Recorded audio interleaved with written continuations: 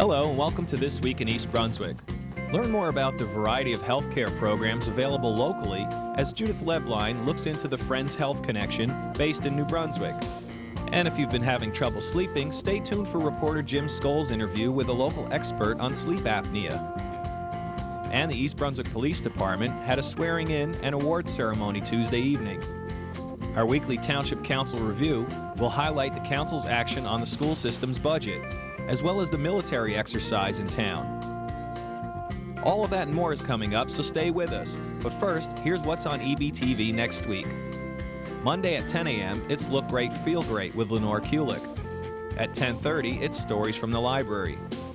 Tune in for At Home with Peggy at 11:30, as Peggy Ballister-Howells looks at mortgages and the annual Young Farmer of the Year Awards. At noon, it's Psychology Matters, produced by Highland Park's local television station. And at 12:30, it's An American Man, a short film produced by EBTV's own Joe Fernandez about his grandfather's World War II experience. And at 8 p.m., it's the live cable cast of the Township Weekly Council meeting. Tuesday at 6 p.m., it's Spotlight on Middlesex County, highlighting the county's golf course. At 6:30, it's the Mayor's Community Showcase, hosted by Mayor Bill Neary. Bill's guest is Congressman Rush Holt, and at 7 p.m., it's the rerun of Monday's council meeting. Wednesday at 7 p.m., it's Dolly's World, with EB's Animal Control Officer Mike Mansfield. At 7:30, join Superintendent of Schools Dr. Jamie Savadoff for Spotlight on Education and a look at the school's summer academy. At 8 p.m., it's the Middlesex County Freeholders meeting. Thursday at 6 p.m., it's Access New Jersey, a joint production of local access stations in central New Jersey. At 6:30, it's an all-new edition of This Week in East Brunswick, followed at 7 p.m. by conversations with Judith Leblein and her guests, Women World War II Veterans. At 8 p.m., it's Sports Talk, followed at 8:30 by the Young Musicians Concert. Be sure to check the EBTV program guide for repeat showings of all of our programs. Hi, I'm Judith Leblein. Throughout the month of May, the Township of East Brunswick and East Brunswick Television would like to salute America's veterans. We have quite a format ahead for you, and we hope that you will tune in to one of the many shows dedicated to the sacrifices of our veterans. The first is on my show, Conversations. You will meet a group of women veterans, in particular, my mom. I hope you'll check that out. Then there will be the premiere of a film, An American Man, by Joe Fernandez, a member of this staff and a resident of East Brunswick. It features his grandpa, who is a Purple Heart veteran of World War II. There will also be the coverage of the Township's Memorial Day observance, along with Karen Keskis and some Memorial Day minutes. Then there'll be a special photo essay from the East Brunswick Arts Commission dedicated to our veterans. So throughout the month of May, join us in this salute. Check out the Community Bulletin Board for times, and we hope you'll join us. At this week's Town Council meeting, the Council voted on the school budget, and residents came out to voice their opinions. I believe that the budget as prepared by our Board of Education represents a fair and reasonable expense to the taxpayers of East Brunswick. I moved here, as I'm sure many of you did, because of the quality of our schools, and I have not been disappointed. Our schools and our wonderful teachers have far exceeded my expectations. I ask you tonight to retain that quality and make a commitment to those that cannot speak for themselves, our children. Recognize that education is the backbone of this community. I look around this room at all these people. Where were they? If I wanted that budget passed, or I wanted that budget not passed, I would have been on the phone. If you count these people, you've got a winner. You've got a school board budget that would have passed. So to come after the election is an exercise in futility. They should have been out hustling to get the budget passed. So those people I put on the back burner. They didn't do their homework. You have to bite the bullet. Biting the bullet is not letting the budget go as it stands. Biting the bullet is saying, hey, maybe we have to cut some places. I feel like I'm between a rock and a hard place. I know I have a responsibility to the voters, but I have a most important responsibility to the children of our school system and to the parents who love those children. And I've been so thankful, and I really want to thank you all, and I will be voting yes. I do not feel that our students should bear the brunt of taxpayer frustration. I will therefore support the resolution to maintain the school budget. It's clear to you, I can't find anything in this budget worth cutting that would be of significance, and I fully support it as it is. As Councilman Broutman just said, we have to pay for the desks, we have to pay for the infrastructure. So without going too much further, I just want to make it clear again, this is not a political decision, but a very important what is right decision. And for that reason and that reason alone, I support this resolution as is. However, actually going through this budget, and what I think what we're all saying here is we urge all the residents to really pay attention to the school budgets as the school board holds their hearings every year on the budget. I mean, it's really important. We, you know, it's really easy when you look at question 1 and 2 and say, you can get rid of this, you can get rid of that. But when you go through the budget and you see what elements are in the budget, there really isn't any fat in there. There's no fat in our budget. Also, only other additional thing I wanted to report is I'm sure you've gotten phone calls, emails, and messages about the military maneuvers that occurred last week in our community. I want the community to understand that the decision to have the United States Army Special Operation Forces do their training mission in East Brunswick was a decision made by me. It was not made by the Township Council. It was a decision that was in 1999 that I made at that time. It went without incident. When the United States Army came back to me about 6 weeks ago and made their PowerPoint presentation about how important it is for their urban assault teams to make a surprise run on an abandoned building in East Brunswick. They had several different spots picked out, and they had several different locations that they did do, since they have been in this town 3 times in the past week doing their urban rescue missions. The first night is when I guess we all throughout our community heard the explosions. The explosions were to blow in the doors of our abandoned impound yard, the building that we have at our impound yard. The reason that I accepted the proposal is something that I'll stand behind. It's for the security of all of us involved in the community. It's designed for urban training, where the military comes from Fort Bragg, North Carolina, on helicopters with special equipment at night to secure a building that they don't know anything about. They get to go in the darkness with targets established inside. They get to storm a building and get out in about 15 or 20 minutes. I signed papers that said this was a classified maneuver. I agreed that I would not announce to the public, because the last thing they need is to have spectators when they're doing their maneuvers. The next town council meeting will be held on Monday, May 21st at 8 p.m. in the municipal courtroom.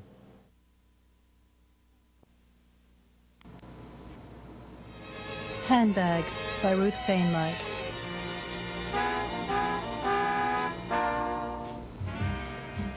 My mother's old leather handbag, crowded with letters she carried all through the war. The smell of my mother's handbag, mints and lipstick and Coty powder. The look of those letters, softened and worn at the edges, open, read, and refolded so often.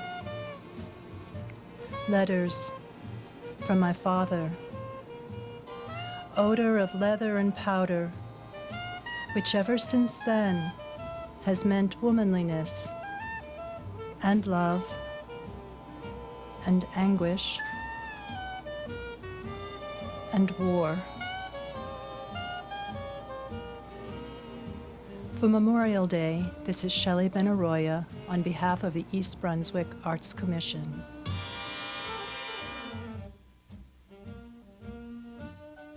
On May 23rd, plan to be at the East Brunswick Public Library to hear Fred Greenstein, professor of politics at Princeton University, for a lecture on presidential leadership from FDR to Bill Clinton.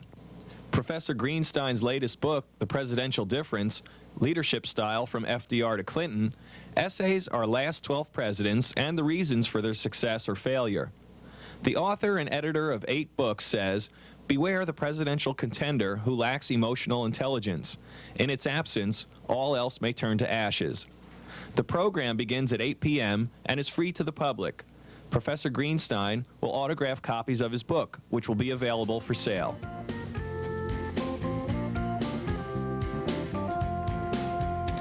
Good evening and welcome to EBTV. Tonight we have with us Mr. Vincent Scoloe, the Technical Director of the Central Jersey Sleep Disorder Center right here in East Brunswick. Thank you for being with us, Mr. Scoloe. Thank you. The pleasure is all mine, Jim. There's been much attention given lately to sleep and sleep disorders in the press and the visual media. Would you care to enlighten us as to why? Sure.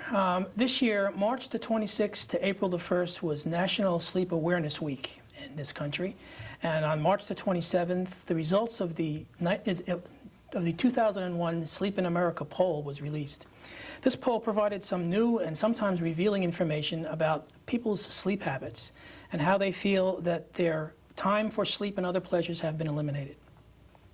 For instance, the poll detailed that Americans are working too much and not getting enough sleep. It also revealed that they're spending less time in leisure and social activities, including intimacy, than they were 5 years ago. Most Americans feel that they suffer from a sleep disorder of some type. And when they go to bed sometimes alone, even if they're married. What exactly are the major contributors to Americans' sleep problems? Specifically, a partner's sleeping problems, especially snoring. Also, unhappy marriages or unhappy relationships have been contributors to poor sleep, as people in unhappy marriages have a poor time sleeping and relaxing than people in satisfactory relationships. In addition, too many hours at work, which means less and poor time of sleep, are a culprit. Interestingly enough, adults who have children in the household, I guess this is no surprise, have considerably poorer sleep than childless couples. Well, how bad is the problem of sleepiness and sleep disorders in American society today? Here are some telling statistics, Jim. Nearly 2/3 of all Americans don't get the recommended 8 hours of sleep that's recommended for optimal performance, safety, and health. Nearly 1/3 say they sleep less than 7 hours per night, usually poorly, and almost a quarter of adults say they're so sleepy during the day it interferes with their normal daily functioning. About half of those surveyed report frequent insomnia, and many of that number, almost that many of that number, mostly males, report snoring. Is snoring a sign of a sleep disorder? Yes, absolutely. More than 1/3 of adults snore at least a few nights a week, a problem associated with sleep apnea. Snoring can be explained using the example of a paper drinking straw. If a paper drinking straw is left in a drink for too long, it gets very soggy. And as a result, when you try to suck fluid through it, it collapses. The area in the back of the throat that conducts air down to the throat is also a floppy tube. And at night while we're sleeping and the muscles that normally hold it open are relaxed, then that tube has a tendency to collapse as well. And as we try to force air past that obstruction, the tissue vibrates, and that's what causes snoring. The problem is not so much that the snoring, although the noise in itself can wake people up, it's that it may be a sign of sleep apnea. Apnea meaning cessation of breathing, in which the airway closes off completely, and as the body struggles to force air past the closed airway, the brain wakes the body up, and all those muscles open up to the airway, and you start breathing again. Are there serious consequences to untreated sleep apnea? Yes, Jim, there are, and we like to look at it from two perspectives. The physiological or the body function problems that can arise are hypertension, both systemic or regular body hypertension, and renal hypertension, heart attacks, stroke, sudden death in sleep. The second thing that we look at when we look at problems related to sleep apnea are the problems with the sleeping cycle itself. When we sleep poorly, we have a poor next day, and that poor next day can consist of memory loss or personality changes or difficulty in operating in machinery, driving problems, of course. We're very concerned about traffic and other problems that can arise, and anything that might affect somebody's daily functioning. So we look at it from both of these two angles, and those are both pretty serious consequences. Well, so what can the average sleepy American do about this problem? Well, I guess obviously you want to see your physician. And if your physician doesn't bring up the problems of sleeping or ask you about your sleeping problems, then you should initiate the conversation yourself. People have a lot of difficulty when they go to a physician in understanding what the relationship is between what their symptoms are and what they mean. And I think the best thing that they can do is to try to look for more information beforehand or while they're at the physician. They can go to websites. There's one run by the National Sleep Foundation, for example, and they can use the Community Sleep Awareness Partners program, of which our laboratory is one. to get further information. This brings us to an important point. Is this evaluation expensive?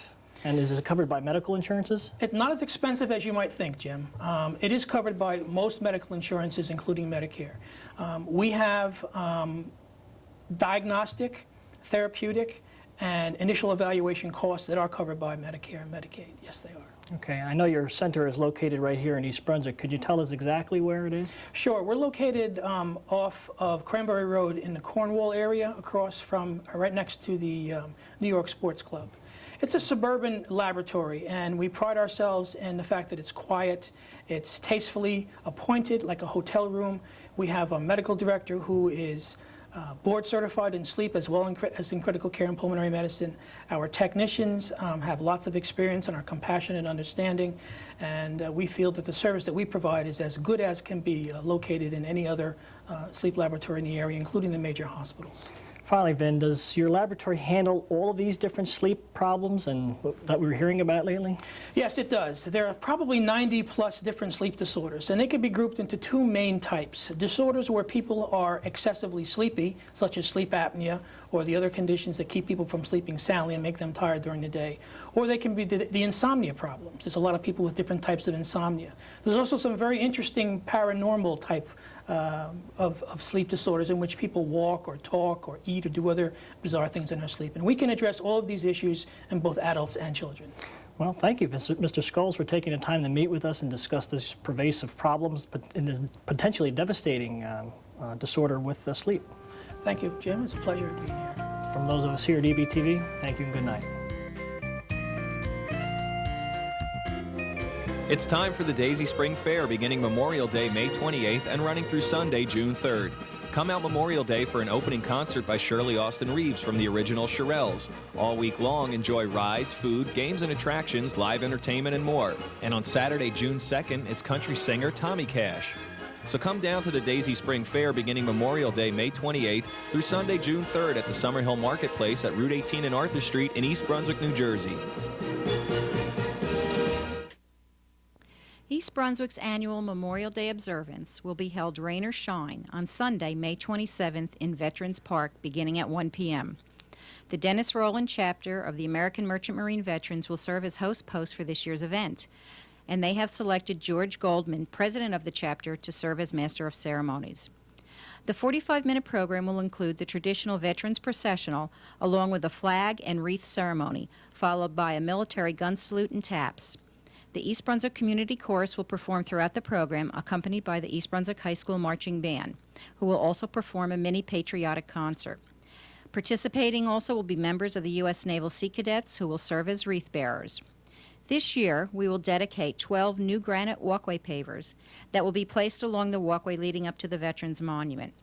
These pavers have been purchased by private individuals who have chosen to honor their favorite veteran by placing their name along the Veterans Walk of Honor, thereby making their name a permanent and lasting part of our community. All of this will be followed by an old-fashioned community gathering from 2 to 4 p.m., where you can enjoy an afternoon of music by the High School Jazz Ensemble, fun and games with WCTC's live remote, and enjoy a free hot dog, ice cream, and soda, compliments of the township. Please plan to join us as we pay tribute to the men and women who lost their lives serving our country, and then stay a while to kick off the summer. The date, Sunday, May 27th, 1 p.m., rain or shine for the Veterans Ceremony, community gathering from 2 to 4. If it rains, our community gathering is canceled. For more information, please call the Division of Recreation at 390-6797. Hope to see you there. Hi, I'm Judith Leblein. If you've recently been diagnosed with the disease, or perhaps it's been a lifelong struggle with a health issue for you, you know that it can be a very lonely time. Well, have you ever thought about maybe finding a friend that might understand? Well, here's an organization that can help you do that, the Friends Health Connection. With me is Nancy Finn, the membership coordinator. Let's find out some more. Tell us about the Friends Health Connection and how it all got started. Well, the Friends Health Connection was actually started 13 years ago by Roxanne Black, who is our executive director. She herself suffers from lupus, and As a young woman, she was looking to communicate with others who also had the same problem. So she began the organization as a freshman at Rutgers. It's since grown nationally and actually internationally. We now have over 5,000 members throughout the states and some English-speaking foreign countries. And they're individuals who have similar health problems who communicate one-to-one for support purposes. So this organization started with one person's idea, reaching out to others, and now is that large. That's an amazing story. It is an amazing story, particularly since she was such a young woman who herself was suffering from a very debilitating illness. And, you know, it's grown really nationally in a great way in the last few years. Now, as membership coordinator, I'm sure you talk with a lot of people. Just give us an example of some sort of connection or friendship that was made. We have hundreds of really wonderful stories. A few that I can think of here in New Jersey, we have a woman from the Livingston area who suffers from multiple sclerosis, is homebound, at this point wheelchair-bound, and she communicates daily with 23 different members from throughout the country through email right from her home. So it's really her only outlet to the outside world at this point.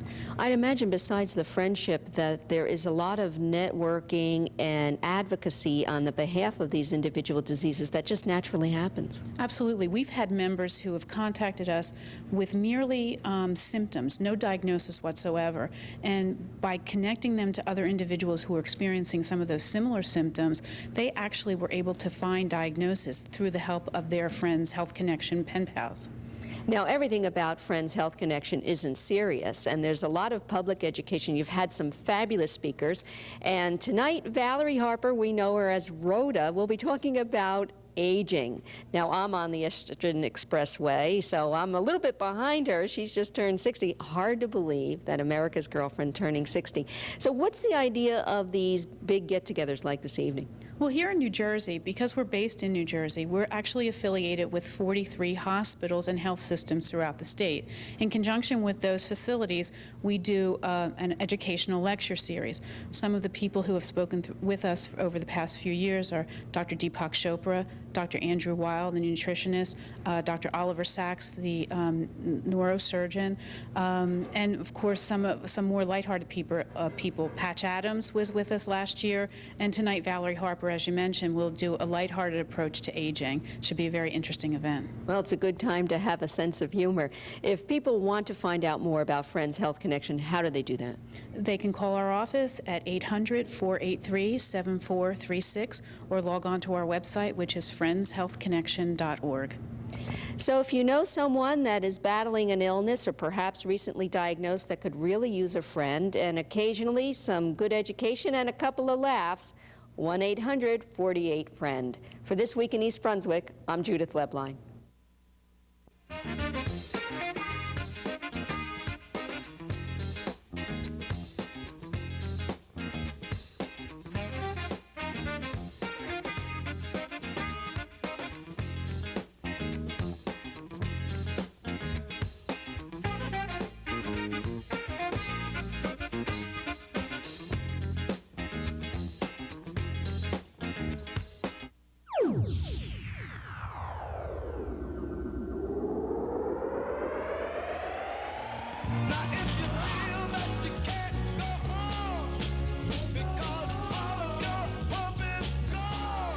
If finding that answer is just too hard to do, the library's there for you. Visit us on the web at www.ebpl.org. Have a question? Click here. Use our form to send your question and contact information to the library. Your answer will arrive by phone, fax, or email ASAP. Just reach out. The library will be there at www.ebpl.org. I solemnly swear that I will support the Constitution of the United States. The East Brunswick Department of Public Safety held a swearing-in and awards ceremony last Tuesday. Mayor Neary swore in the new officers, and awards of 10, 20, and 30-plus years were given to our law enforcement personnel, as well as awards to civilians.